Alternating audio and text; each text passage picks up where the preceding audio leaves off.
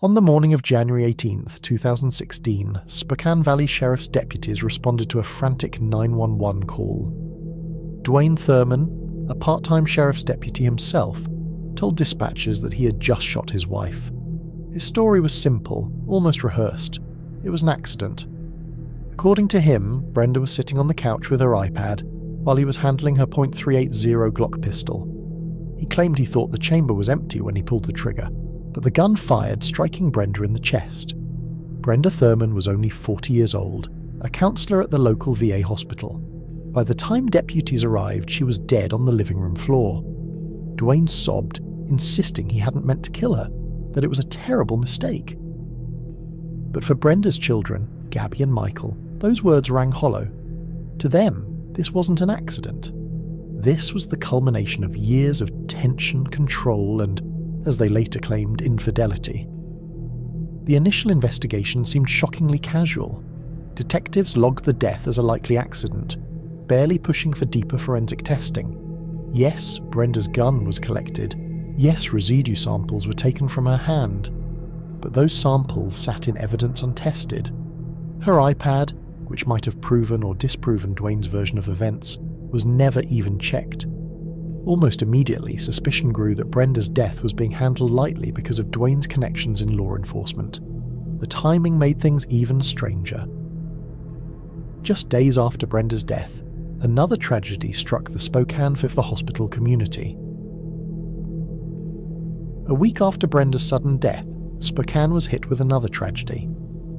On January 25, 2016, Dr. John Marshall, Chief of Surgery at the VA hospital, went out for his usual morning jog and never came home. His wife, Susan, immediately knew something was wrong. John was disciplined to the bone, Marine-trained, Army-trained, the kind of man who lived by routine.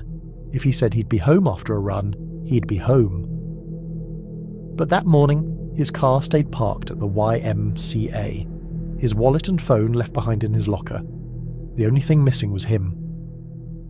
Police launched a search along the Spokane River, which bordered John's jogging route. They walked the trails, scanned the banks, even dragged parts of the water. But when night fell, they had nothing. Then, the next morning, a worker downtown spotted something floating in the current. John's body caught in a cluster of bushes along the riverbank. At first glance, detectives leaned toward an accident. Maybe he slipped during his run. Maybe he lost his footing and fell into the water. But the scene raised too many questions. John was still fully clothed, running jacket zipped, gloves and shoes in place. His iPod Nano, still in his pocket with wired headphones attached, turned on without issue. The liquid damage indicator was clear, as if it had never even touched water.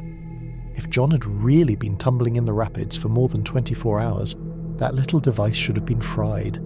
Even stranger, his body showed signs of blunt force trauma to the chest, injuries that didn't match a slip-and-fall accident. His clothes weren't ripped or torn. There were no scrapes on his body, no debris tangled in his hair or clothes, nothing to suggest he'd been dragged through a fast-moving river. It almost looked like he'd been placed there, intentionally positioned, as if someone wanted it to look like an accident. The medical examiner eventually ruled his death an accidental drowning, but Susan Marshall didn't buy it for a second.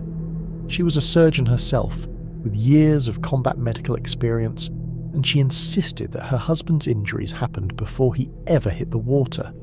To her, it looked less like a jog gone wrong, and more like an execution. And here's where the stories began to collide. Whispers started spreading around the VA that John Marshall and Brenda Thurman may have known each other, more than casually. Some co-workers claimed they'd seen the two bump into each other often in the halls, maybe even carrying on a quiet affair.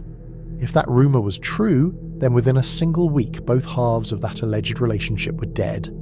Accidents, or something much darker? For Spokane police, both deaths were closed cases. Tragic accidents, nothing criminal. But for the families left behind, that explanation was unacceptable. Susan Marshall, John's widow, wasn't just grieving. She was furious. She knew her husband, knew his routine, and she knew how careful he was. She also knew enough medicine to recognize that the injuries on his body didn't line up with an accidental fall. So, when law enforcement shrugged and told her there was nothing more to be done, she decided to dig on her own. Susan hired a private investigator named Ted Pulver, a former cop who had no problem questioning the official story. Pulver immediately noticed things that didn't add up. John's iPod Nano, for example. Perfectly dry, still playing music, after supposedly sitting in a whirlpool for 24 hours.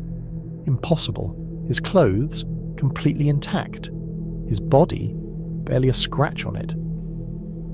Pulver concluded that John hadn't drowned by accident. He'd been ambushed, killed, and then placed in the water later to make it look like he slipped. Pulver even had a theory. John had been waterboarded.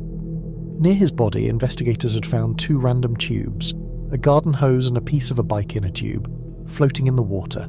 Pulver believed those weren't just trash, they were tools. To him, it screamed interrogation, torture, and execution. Susan, as both a wife and a surgeon, agreed. She reviewed her husband's autopsy herself and came to her own conclusion. The blunt force trauma to John's chest was pre-mortem. It happened before he died, not after. She even pointed out a red line across his throat that the medical examiner didn't mention in the official report. To her, this wasn't just sloppy police work.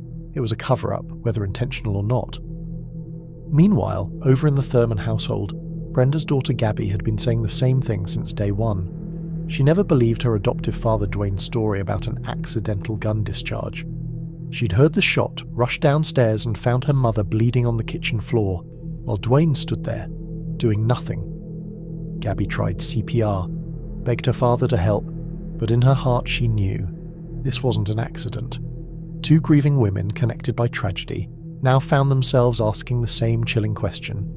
Could Brenda Thurman and John Marshall's deaths be linked? And if they were, who wanted them both gone? Despite investigators first ruling Brenda's death an accident, her family and Susan Marshall refused to accept it, filing a civil lawsuit that not only blocked Dwayne from inheriting Brenda's pension, but also forced long-delayed forensic testing of her teal Glock.